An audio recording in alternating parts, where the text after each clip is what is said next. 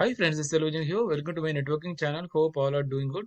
So today let us discuss about RIP passive interface. So what is RIP? RIP is a routing information protocol which sends routing update every 30 seconds and it does not uses the autonomous number.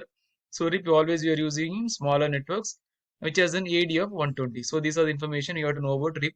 So what is a RIP passive interface? Once I configure the passive interface, the updates will not be sent to the neighboring router, right? So it prevents update from being sent onto an interface. So that is the purpose of RIP passive interface. So today let us quickly configure the directly connected interfaces and the RIP information protocol. Then I'm going to show how to configure the RIP passive interface. So let us go to R1. Let us quickly configure the directly connected interfaces. Interface FastEthernet 0 by 0 and the IP address is 192.168.1.1 255.255.255.0. Let us activate the interface and let us go to R2. R2 has two interfaces 1.2 and 2.1.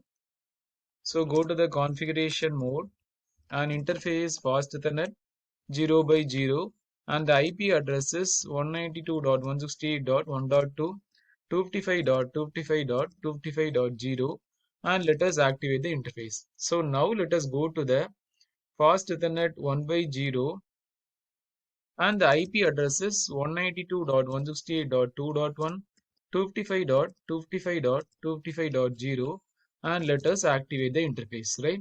So only one thing is pending R3, that is 2.2 on fast Ethernet 1 by 0. So go to R3 configuration mode, interface fast Ethernet 1 by 0 and the IP address is 192.168.2.2 255.255.255.0, right? So now let us enable the routing protocol RIP, then we'll configure the passive interface. So let us quickly configure the routing protocol. So router RIP network is 192.168.1.0. So what I have to define the network statement like this, no auto summary.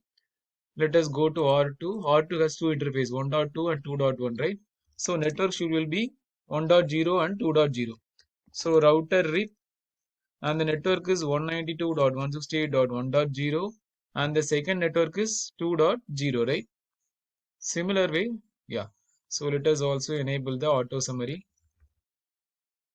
Then go to R3, go to the configuration mode and router RIP network is 192.168.2.0, no auto summary, right? So we have configured the RIP on all this R1, R2 and R3 and we have configured the interfaces.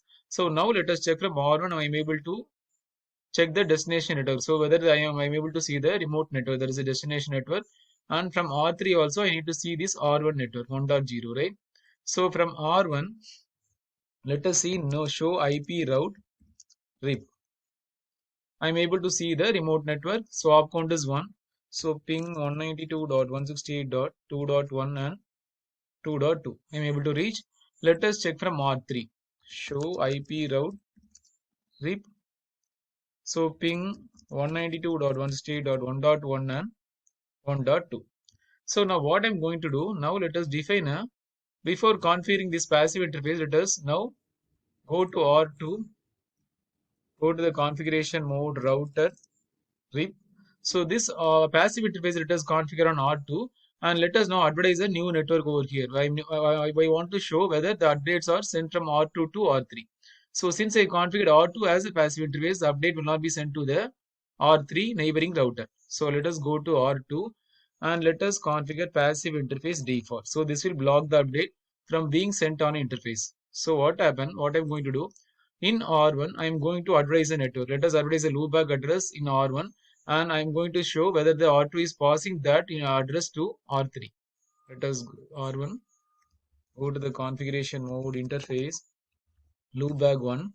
Let us configure this is 1.1.1, 255.255.255.255, right? So I have configured R2. This R2 I configured as a passive interface default. So this will block the update from R1 sent to R3. So let us go to R1. Let us advertise in RIP or router RIP and the network statement is 1.0.0.0. So this is a network I'm going to advertise. This loopback I'm advertising as 1.0.0. So now let us check in R2. Show IP route. So you can see in router the reproutes 1.00 in R2. So we have configured R2 the passive interface. So it is sent to R2, but R2 will block the update from being sent to this neighboring router, right? That is R3. So updates will be come till R2. R2 will block the updates from being sent to R3. So that is the purpose of passive interface. Let us check in R3, show IP route. So you will not see the update here, right? Whatever the updates, we have advertised a new network over R1. Since R2 is configured as a passive interface, updates will be sent to R2, but R2 will not pass the network 1.1 network to R3. So that is the benefit of passive interface, right?